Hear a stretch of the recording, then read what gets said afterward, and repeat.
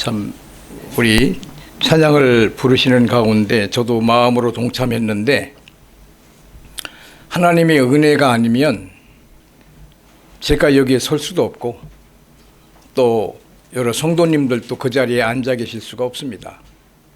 그건 제가 설명 안 해도 아침에 해가 자연스럽게 떠오르듯이 저녁에 해가 지듯이 하나님의 계획 속에 진행되는 것입니다.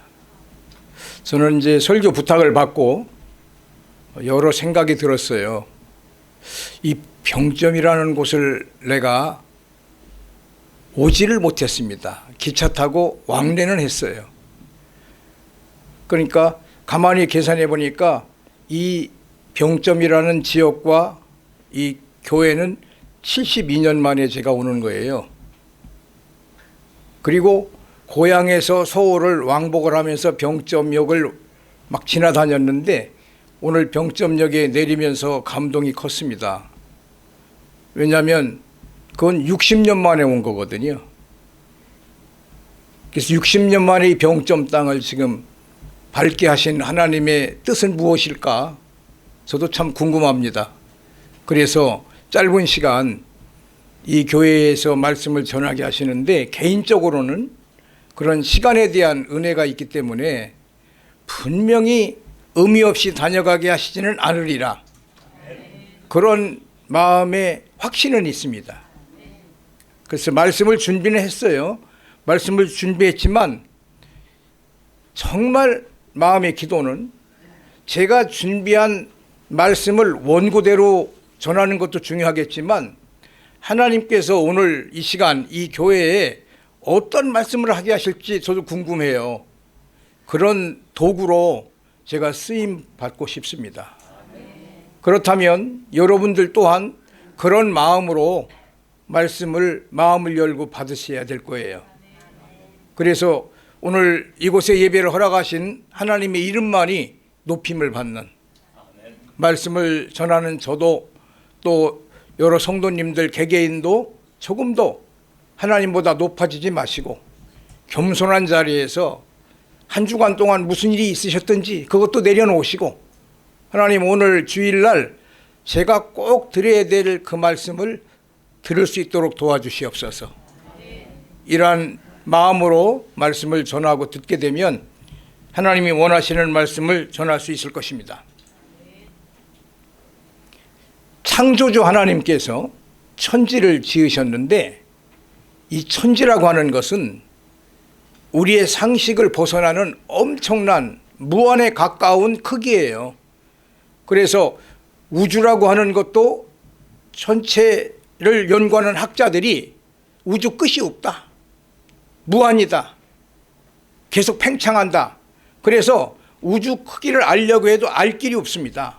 자, 우주, 그 엄청난 끝도 모르는 우주 안에 우리 은하계가 있어요. 또 은하계 안에 태양계가 있습니다. 태양계 안에 지구가 있어요. 지구 안에 대한민국이 있어요. 대한민국 안에 병점이 있습니다. 병점 안에 이 교회가 있습니다. 그러니 하나님께서 약속은 함께 하신다고 했는데, 천지를 지으신 그 표현할 수 없는 광대하신 그 하나님께서 우리를 바라보시고 우리와 함께 하신다고 하는 약속은 엄청난, 정말 그걸 생각해 봐도 기적 같은 역사입니다. 우리의 크기를 백지에다 찍으려고 해도 찍을 수가 없는 거예요. 그보다 아주 우주에 비하면 존재는 미미한 존재인데, 그러한 존재를 어느 정도 사랑하세요? 독생자를 내 주기까지 사랑하신다니, 그러니 그 은혜는 도대체 어떤 은혜냐 이거죠. 그래서 우리의 마음속에는 그 은혜를 깨달을 때마다, 본문에서 그 위에 구절이기 때문에 읽지를 않았지만, 미가서의 선지자는 내가 무엇을 가지고 여호와 앞에 나아가며 높으신 하나님께 경배할까? 내가 번제물로 일년된 송아지를 가지고 그 앞에 나아갈까? 여호와께서 천천의 수양이나 만만의 강물 같은 기름을 기뻐하실까? 내 허물을 위하여 내 맏아들을, 내 영혼의 죄로 말미암아 내 몸의 열매를 드릴까? 이렇게 하나님 앞에 하나님의 은혜와 사랑이 임한 것을 깨달은 자들은 오늘 주일날 하나님 전으로 나아오실 때 나에게 주신 은혜가 표현할 수가 없는데, 그 사랑을 인간의 언어를 동원해도 표현할 수가 없는데, 내가 오늘 예배를 드리러 가는데 하나님께, 그 하나님께 뭘 드려야 될까? 이런 각자의 마음에 기도가 있을 것입니다. 그런데 거기에 대한 명확한 답으로 오늘 8절 말씀, 사람아 주께서 선한 것이 무엇임을 내게 보이셨나니 여호와께서 내게 구하시는 것은 정의를 행하며 인자를 사랑하며 겸손하게 하나님과 함께 행하는 것이 아니냐 말씀하십니다. 하나님께서 구하시는 것, 바로 그걸 드리면 되겠는데, 여기 오늘 본문에 명확한 말씀을 하시는 거예요. 내가 너희들에게 이걸 구한다. 그러니까 예배는 바로 하나님께서 구하시는 것을 드리는 예배가 되는 것이죠. 그러면 이 말씀은 무슨 말씀입니까? 우리의 선한 행위나 어떤 물질의 헌금, 여러 가지 이것을 아무리 한평생 많이 드렸다 해도 내가 하나님 앞에 불순종한 것을 다 채울 수가 없어요. 이 불순종이라고 하는 그릇은 엄청난 그릇이기 때문에 내가 한평생 잠을 안 자고 안 먹고 안 쓰고 뭔가 땀 흘려 드린다고 한들 그 하나님 앞에 불순종한 그 그릇을 채워서 하나님께 감사를 드릴 수가 없습니다. 그렇기 때문에 우리는 특별히 진실해야 되는 것입니다. 다 알고 계시잖아요.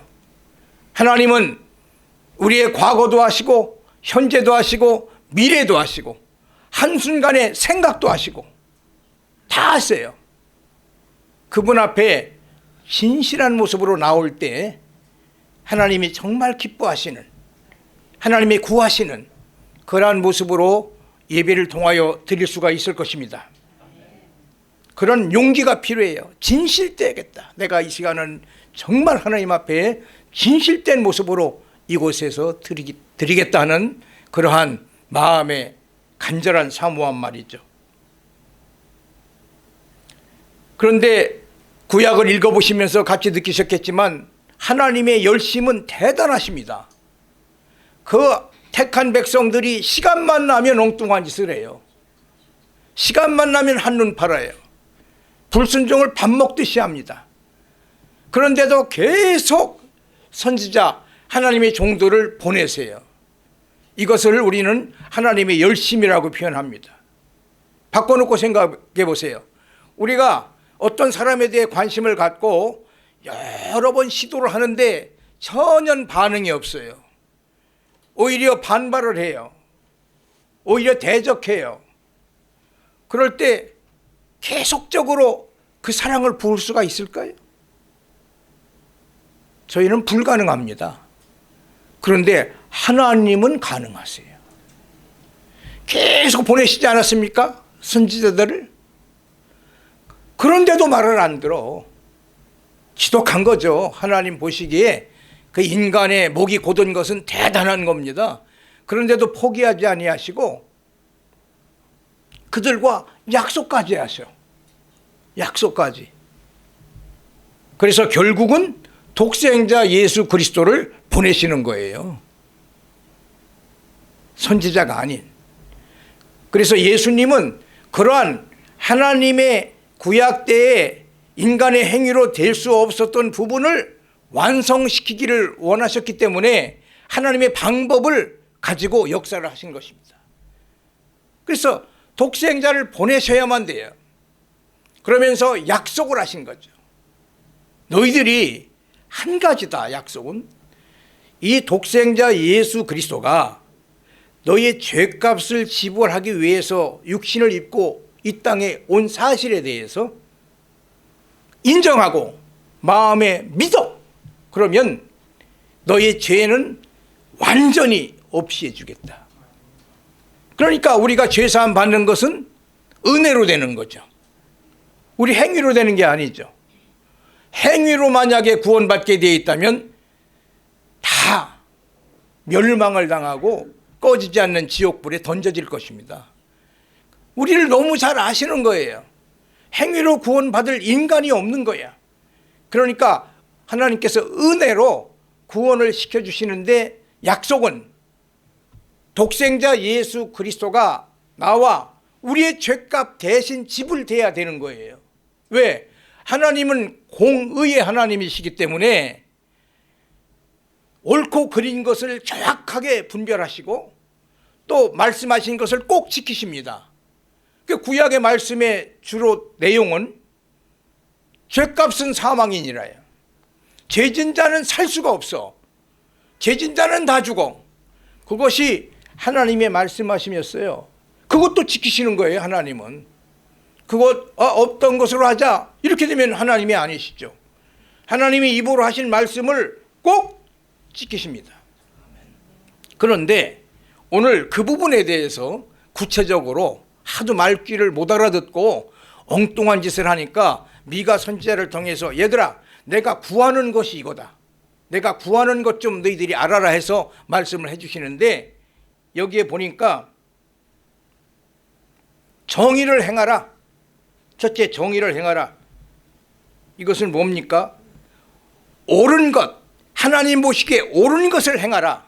하나님 보시기에 옳은 것. 내가 보기에 옳은 것이 아니고요. 하나님 보시기에 옳은 것. 그러면 그 기준이 어디에 있겠어요? 말씀에 있겠죠. 하나님 말씀에 기록이 됐겠죠. 그러니까 이 말씀을 모르고는 하나님이 인정하시는 옳은 삶을 살 수가 없는 것입니다. 말씀 속에 있는 거예요. 이렇게 해라 저렇게 해라는 말씀이 여기 있지 않습니까? 정의의 하나님이세요. 그래서 말씀이 행함의 기준이 되는 거예요. 말씀이 기준이 되는 것입니다. 그런데 놀라운 것은 말씀이 육신이 되어 이 땅에 오신 분이 예수 그리스도라. 그러니까 말씀은 곧 하나님이시기도 하고 말씀은 곧 예수님이시라. 그래서 예수님께서 하시는 말씀이 내가 곧 길이요 진리요 생명이다. 나로 말미암지 않고는 아버지께로 올 자가 없다. 그 말씀을 하신 것 아니겠어요?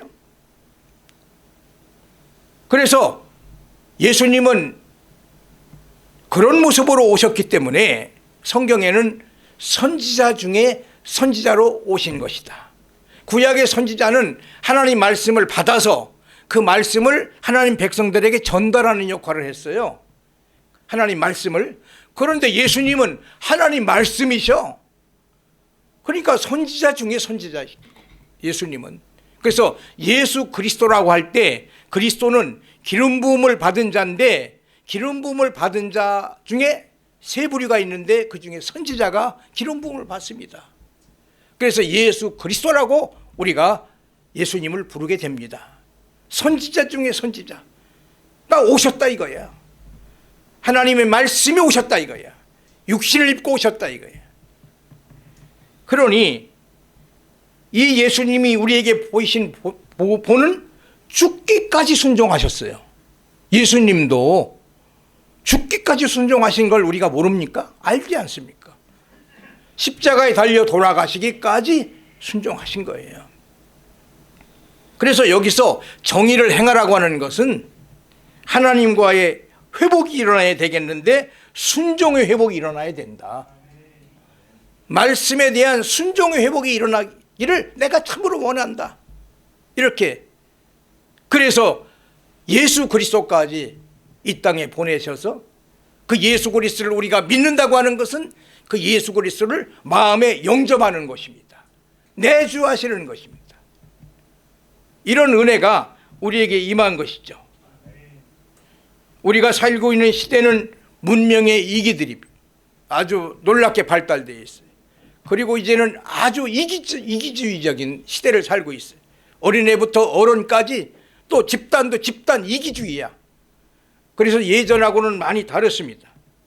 뿐만이 아니라 여러 시대가 너무나 바뀌었어요. 정말 하루아침에 일어나면 또 바뀐 것이 보여지는 거야. 들려지는 거야. 하루하루. 이런 시대를 우리가 어떻게 쫓아갑니까? 이런 시대에 우리가 살고 있습니다. 그런데 이러한 혼돈의 시대를 살고 있는데 우리에게 큰 말씀의 위로가 되는 것은 순종이라고 하는 것을 어떻게 해야 되느냐에 대해서 또 알려주세요. 순종의 대표적인 인물이 아브라함이죠. 아브라함. 믿음의 조상 아브라함. 그는 어떻게 순종했느냐? 이삭을 통해서 하늘의 별과 같이 자손이 바닷가의 모리알처럼 너희가 축복을 받으리라 말씀을 하셨어요. 이삭을 통해서. 이삭도 뭐 거의 기적적으로 얻은 거예요. 하나님이 주신 선물이야. 그래서 아브라함 이삭을 볼 때는 그 약속을 잊을 수가 없어. 비록 제가 어리지만 저 애를 통해서 하나님이 엄청난 약속이 있다는 걸 알고 있었는데 어느 날 하나님께서 아브라함아, 내 독자 이삭을 모리아 산에 올라가서 제물로 드려라. 아니 그러니 이게 하나님의 약속과 말씀하시는 것이 영 다른 것입니다. 이삭이 없어지면 약속이 안 이루어지는 것 아닙니까? 이삭을 통한 약속인데 놀라운 것은 아브라함의 놀라운 점은 입을 다물고 이삭을 데리고 모리아산에 올라가는데 이삭이 아버님 우리가 큰 실수했습니다. 뭐야? 다 준비가 됐는데 제물이 없어요. 우리가 큰 실수한 거예요. 하나님께 지금 제사를 드리려는데 제물이 없어. 그 얘기를 들을 때 아브라함의 아버지의 마음은 어땠을까? 이삭이 제물이잖아요. 그래서 말 한마디를 못하고 가는 거야. 모리아산을 올라가는 거야. 그런데 이삭이 그 얘기를 했을 때 아마 보통 아버지 같으면 참았던 울음이 터졌을 것입니다. 끌어안고 엉엉 울었을 것입니다. 못 올라갔을 것입니다. 오히려 더 심하면 하나님한테 대적했을 것입니다. 이게 뭡니까 이게? 약속하고 하나님이 저한테 지시하고 하신 말씀이 이렇게도 다르다는 말입니까? 아예 주시지를 말지. 이렇게 나에게 아픔을 주시려면 약속도 하지 마시지. 그랬을 것 같은데 성경은요, 그때 아브라함이 어떤 말을 하냐면 이삭아 여호와의 산에서 준비되는 법이란다. 엄청난 얘기입니다. 이게 믿음의 언어예요. 이게 바로 믿음의 언어예요. 히브리서에 보면 믿음은 바라는 것들의 실상이요 보지 못하는 것들의 증거다. 저는 아브라함의 그 이삭 앞에서 하는 얘기를 읽을 때마다 엄청난 도전을 받습니다. 이게 믿음의 언어구나. 뿐만이 아니라 모리아 산을 계속 올라갑니다. 점점 제단이 눈에 보입니다. 거기서는 자기가 이삭을 칼로 잡아야 돼. 아버지가 아들을 짐승 잡듯 잡아야 돼. 나무를 벌려놓고 그 위에 이삭을 놓고 태워야 돼. 기가 막힌 순간이 다가오고 있습니다. 모리아 산을 올라가는 그러한 모습. 예배는 우리의 연약한 삶을 하나님의 산, 우리에게 약속하신 모리아 산을 향하여 올라가도록 우리에게 기회를 주시고 격려하시는 하나님의 방법인 걸 믿으시기를 바랍니다. 지난 한 주간 어떤 일이 있었다 할지라도 오늘 아침 무슨 일이 있었다 할지라도 기도의 큰 제목이 아직도 나를 짓누르고 있다 할지라도 오늘 예배를 통해서 성큼 하나님이 약속한 약속의 산으로 올라가야 되는 것입니다. 이것이 예배예요. 찬양을 통해서 올라가시고 기도를 통해서 올라가시고 감사를 통해서 올라가시는 것입니다. 그러면서 성경을 읽어보니까 그 정상에 올라갔을 때 하나님의 영광을 보는 거야. 그 밑에서는 보이지도 않아. 중간에서도 안 보여. 정상에 올라가서야만이 보이는 것입니다. 예배는 거기까지 나가야 되는 것입니다.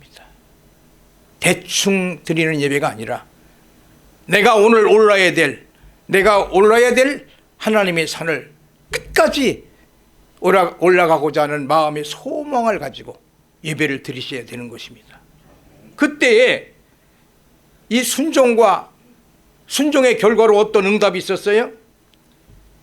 다 정상에 올라가서 이제는 나무를 벌려놓고 이삭을 결박해서 눕히고 잡으려고 했을 때 이 아브라함아 급히 막으셨어요. 사실은 내가 준비했어. 수양 한 마리를 준비했단다. 그러면서 하나님이 하시는 말씀이 내가 이제야 내가 얼마나 나를 사랑하는지 내가 알았다. 인정받았어요. 그러니 그 대목을 보면 인정하시려고 했던 거예요. 사실은 우리를 괴롭히려고 했던 것이 아니라, 우리를 낙심시키려고 했던 것이 아니라 인정해 주시려고 하는 하나님의 말씀이 임했던 것입니다. 그래서 이삭을 드렸나요? 아닙니다. 이삭 대신 그 준비된 수양을 제물로 드려서 감동을 해가지고 그 제단의 이름을 여호와 이레, 예비하신 하나님의 산이라고 이름을 졌던 것입니다. 그렇습니다. 정의를 사랑하며 했을 때 이 정의를 사랑하며라고 하는 깊은 뜻을 찾아가다 보면 순종의 회복에 대한 메시지인데, 이것은 오늘 아브라함을 통해서 입증했듯이 우리의 삶 속에도 그런 은혜가 있을 줄을 믿으시기를 바랍니다. 그리고 나서 인자를 사랑하며, 이것은 긍휼을 사랑하라는 거예요. 긍휼, 하나님의 성품이죠. 그러면 하나님의 성품을 사랑한다고 하는 것은 하나님을 사랑한다고 하는 것입니다. 그런데 어느 정도 긍휼을 베푸셨어요? 예수님은 영원한 제물이 되셨어요. 예수님이 제물 되셨다고요. 나를 위해서. 나를 위해서 단번에 드려주셔서 나의 죄를 영원히 속죄를 하셨어. 그래서 영생을 얻게 됐어. 그래서 예수님의 이 사역은 다른 대제사장들과 다릅니다. 그래서 그 앞에 영원한 대제사장이라는 이름이 붙습니다. 바로 이런 긍휼을 베푸셨어요. 하나님께서 이런 긍휼. 그러니 어찌 이것을 적다고 생각할 수가 있습니까? 우리가 죄인 되었을 때 우리를 위해 죽으심으로 하나님의 사랑을 확증하셨다. 하나님께서 그 이상 뭘로 확증하실 수 있을까요? 하나님이 나를 사랑하신다는 것을 뭘로 확증하실 수 있겠습니까? 그 방법이 최고의 방법인 것이죠. 독생자를 제물로, 화목제물로 드리신 하나님이 그 사랑을 우리가 어떻게 표현할 수 있겠습니까? 그 사랑을 알아라, 이거죠. 그 얘기는. 이것은 사랑의 회복이야. 사랑의 회복. 인자를 사랑하며 하나님의 긍휼을 사랑하며, 이 말씀은 사랑을 회복해라는 얘기입니다. 결국은 사랑을, 그런 사랑을 우리가 입었어요. 이미 입었다고요. 그러면 그 엄청난 하나님의 사랑을 우리가 입었는데, 우리가 그럼 살아가면서 이웃을 어떻게 사랑해야 되는 거냐, 이거죠. 가정에서 부부지간은 어떻게 사랑해야 되는 것이고, 형제와 자매지간은 어떻게 사랑해야 되는 것이고, 교우지간은 어떻게 사랑해야 되는 것이고, 과연 나는 그 사랑을 정말 느끼고 있는 건가? 하나님의 그 사랑과 긍휼에 대해서 감동하고 있나? 감사하고 있나? 이것이 가슴 깊이 느껴지면 변화될 수밖에 없지 않겠습니까? 그래서 하나님이 구하시는 것은 얘야, 사랑을 회복해라. 사랑을 회복해. 다른 것이 지금 문제가 아니다. 우리가 살고 있는 이 시대는 사랑이 식어지는 정도가 아니라 냉혹하죠. 사랑이 없다고 얘기할 정도로 냉혹한 시대를 살아갑니다. 주님 오실 때가 되면 그런데요. 그래서 집안 가족들이 원수가 된다네 또. 그래서 그런지 가족 안에 싸움이, 갈등이, 오해가 얼마나 많습니까? 이게 현실입니다. 그래서 하나님께서 구하시는 것은 돈도 아니야, 건물도 아니야, 나의 무슨 피부 미용을 해가지고 예뻐지는 것도 아니야, 또 값비싼 옷을 입고 가방을 들고 다니는 것도 아니라고. 그건 필요하기는 해. 사랑입니다. 사랑을 회복해라 이거지. 사랑을 회복해라. 베드로 잘 아시죠? 수제자입니다. 베드로에게 부활의 예수님이 베드로야, 네가 나를 얼마나 사랑하느냐 질문하세요. 부활의 예수님께서 베드로에게 하실 말씀도 많으실 건데 네가 나를 사랑하느냐? 이 말씀을 하시는 것입니다. 그 예수님은 지금도 우리에게 같은 질문을 하시는 줄 믿으시기를 바랍니다. 네가 나를 얼마나 사랑하느냐? 그것이죠. 그러면서 하시는 말씀이 내 양을 먹여라. 그게 사랑하는 거다. 우리에게는 우리 주변에 돌봐야 될 이웃들이 있지 않겠어요? 그런 이웃들을 돌봐라 얘기해요. 이웃들을. 고아와 과부에 대한 말씀을 언급을 자주 하십니다. 우리 주변에 돌봄이 필요한 이웃들에 대한 표현입니다. 교회 안에도 있죠. 이 교회 안에도 있을 것입니다. 여러분의 가정 안에도 있을 것입니다. 여러분의 일터에도 있을 것입니다. 이 병점에도 물론 있겠죠. 그들을 돌보고 섬기고 사랑하라고 말씀하시는 거예요. 나는 이걸 찾는다. 이것을 너희들에게 구한다. 이걸 말씀하시고 있습니다. 그러니까 우리 주변에 있는 이웃들은 미움의 대상이 아니고 사랑의 대상입니다. 불평의 대상이 아니고 용서의 대상이 되는 것입니다. 품어야 되는 이웃들입니다. 그렇게 나로부터 시작하면 안 돼요. 하나님으로부터 시작이 돼야 가능합니다. 내가 어떻게 하나님의 긍휼히 여김을 받았는가, 내가 어떻게 하나님의 사랑을 받았는가를 묵상하다 보면 쉬워져요. 엄청난 은혜를 받고 엄청난 사랑과 용서를 받았는데 내가 왜 이러고 있지? 이렇게 자신을 발견하게 될 것입니다. 이렇게 되니까 하나님을 사랑하게 되고 형제를 사랑하게 되는 거, 이것을 강조하신 것 아닙니까? 관계 회복이죠. 관계 회복. 관계 회복입니다. 이걸 구하신대요. 관계 회복을 구하신대. 사랑의 회복은 관계 회복이야. 끝으로 겸손하게 하나님과 함께 행하라고 말씀하십니다. 이것은 하나님과 함께 걷는 거예요. 사는 거예요. 말하자면 겸손하게 살아가는 거, 이것을 말씀하시는데 동행의 회복이죠. 하나님과 동행해라. 이 세 가지는 사실 에덴 동산에서 문제가 있었던 것들이에요. 인간이, 아담과 하와가 죄를 범했을 때 그때 깨어진 것입니다. 순종도 못했죠. 불순종했죠. 하나님과 사랑의 관계가 깨졌죠. 그래서 하나님과 함께하지 못하고 나무 뒤에 숨지 않았습니까? 사랑이 깨지면서 두려움이 생긴 거야. 온전한 사랑은 두려움을 내어 쫓나니. 왜 두려워했을까? 사랑이 깨졌어요. 그래서 숨었던 거야. 그러면서 쫓겼어요. 에덴 동산에서. 동행할 수가 없었어요. 하나님과. 이것이 회복되기를 원하신다는 말씀이에요. 오늘 이 말씀을. 내가 구한다고 하는 것은 이 문제의 회복이 되기를 내가 참 원한다. 그런데 감사한 것은 예수 그리스도를 믿게 하심으로 은혜로 말미암아 회복을 시키셨습니다.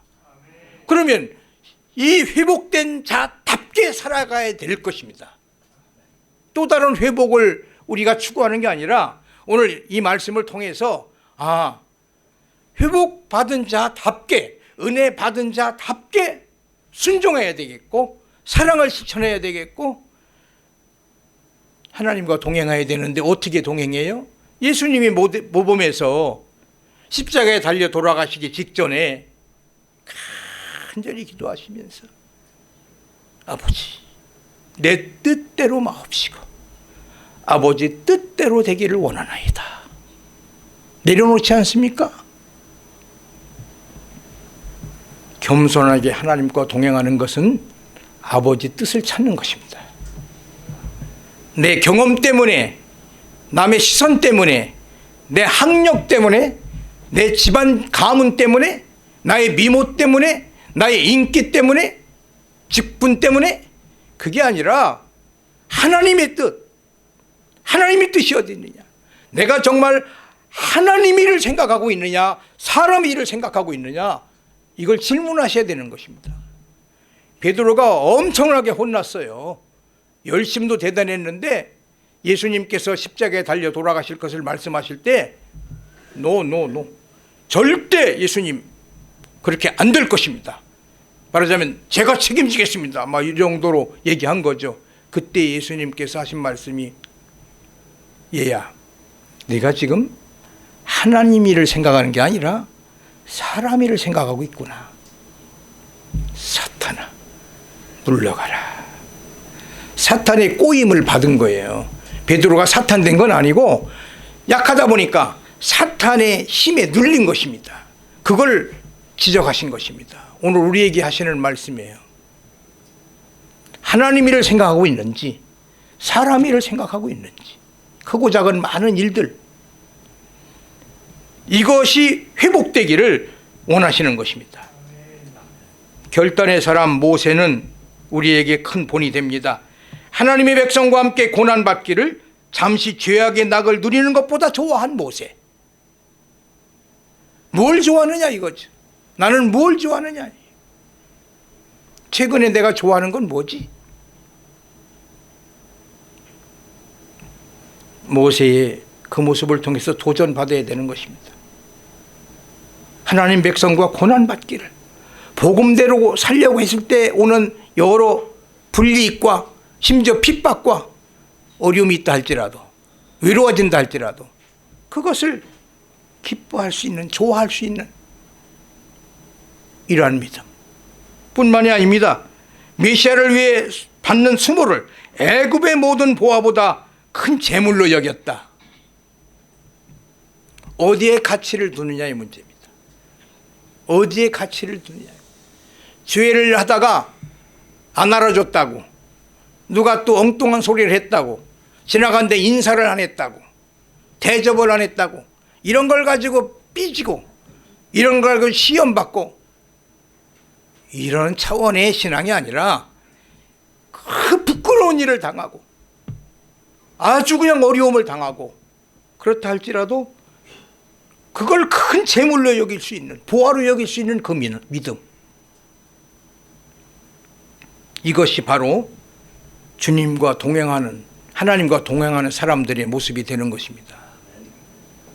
나중에 뭐가 남겠어요? 주님 앞에 갔을 때 생각해 보세요. 옷이 남겠어요? 넥타이가 남겠어요? 신발이 남겠어요? 차가 남겠어요? 집이 남겠어요? 학력이 남겠어요? No. 하나가 남습니다. 하나님을 위해서 여러 가지 어려움을 당했다 합시다. 그런 것들이 남는 거예요. 하나님을 사랑하기 위해서 말하고 행동하고 살아갔던 것들이 그게 남는 거예요. 세상 것은 다 아시지 않습니까? 장례식을 참석하셨을 테니까 다 놓고 가는 것들이에요. 다 하나도 가지고 가지를 않습니다. 믿음 하나 가지고 가는 것입니다. 예화 하나만 들고 마치겠습니다. 엘리자베스 여왕과 필립 공의 모습을 우리는 많이 봐왔어요. 그들의 굉장히 행동이 사람들의 시선을 끌기 때문에 뉴스에 많이 나와. 그런데 그 필립 공이라고 하는 분도 참 대단한 것이 남자인데 꼭 엘리자베스 여왕 한 발짝 뒤에 다녀요. 앞선 적을 못 봤어. 그런데 그 출신을 보니까 그도 엘리자베스 여왕과 결혼 안 했다면 왕이 될 수 있는 가문이에요. 그런데 엘리자베스 여왕과 결혼했기 때문에 이제 여왕의 남편이 돼가지고 아내는 앞에 서고 남편은 한 발짝 뒤에 섰어. 그걸 72년간 그 생활을 했어요. 72년간. 그래서 이제 물어본 거죠. 어떻게 72년 동안 부부인데 그렇게 언제나 한 발짝 뒤에서 부인을 쫓아다닐 수 있었느냐? 비결이 뭐냐? 놀라운 얘기를 해서 제가 잊어버리지 않습니다. 첫째도, 둘째도, 셋째도 여왕을 실망시키지 않으려고 했습니다. 대단한 거죠. 그 고백을 우리가 하나님과 나 사이에서 한번 해봅시다.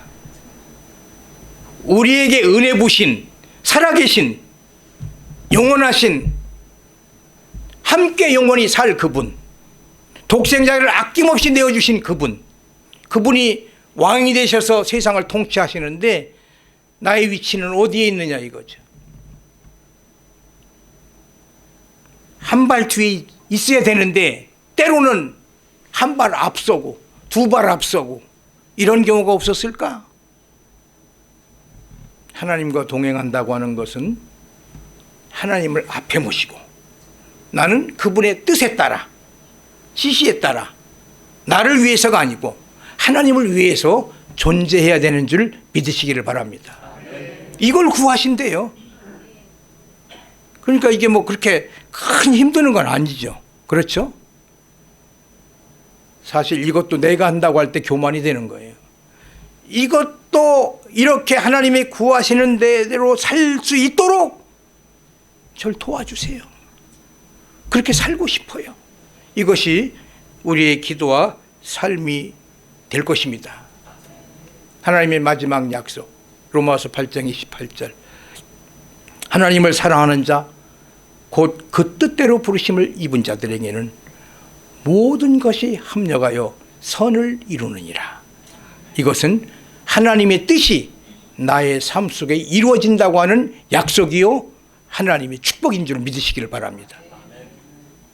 우리 함께 짧지만 주부의 순서가 없습니다만 함께 기도합시다. 우리 함께 오늘 말씀을 들으시면서 어떤 부분에 감동을 더 받게 하시는 건지 바로 그 부분이 오늘 나에게 주시는 준비한 말씀이라고 생각됩니다.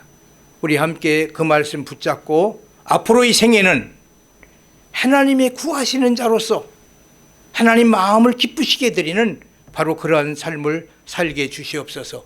우리 함께 기도합시다.